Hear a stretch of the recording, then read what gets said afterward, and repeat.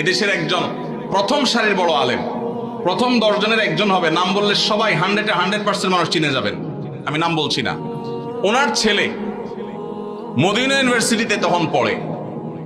আমাকে বলেছিল ব্যক্তিগতভাবে, ভাই আল্লাহ আমাকে আলেম বানিয়েছেন, মাদ্রাসা পড়িয়েছেন, ইউনিভার্সিটিতে পড়ালেখা করে অনার্স করেছি।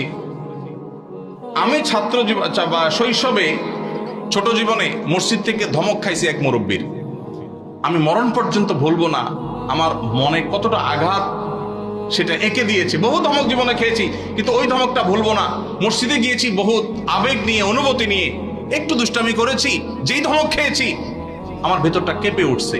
আমি চিন্তা করি আমার জায়গায় একজন সাধারণ মুসলমান যে এতটা ইসলাম বুঝে না, হয়তো স্কুল কলেজে পড়েছে, সে যদি আঘাতটা পাইতো সে হয়তো নাস্তিক হয়ে যেত, সে তো ইসলাম থেকে দূরে সরে যেত।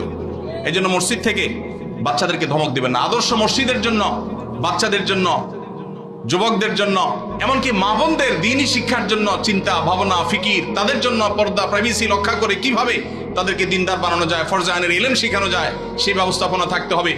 মসজিদ থেকে জনসেবামূলক কার্যক্রম থাকতে হবে। জনসেবার জন্য পয়সার দরকার নাই, ইচ্ছা যথেষ্ট। আমি একটা ক্যাম্পেইন শুরু করছি।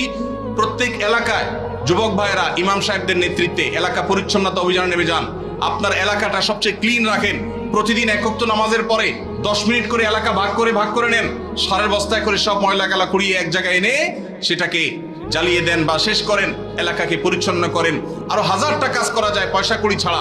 সামান্য একটু মেহনত করলে, পরিশ্রম করলে দেশের চেহারা আমরা পরিবর্তন করতে পারবো ইনশাআল্লাহ।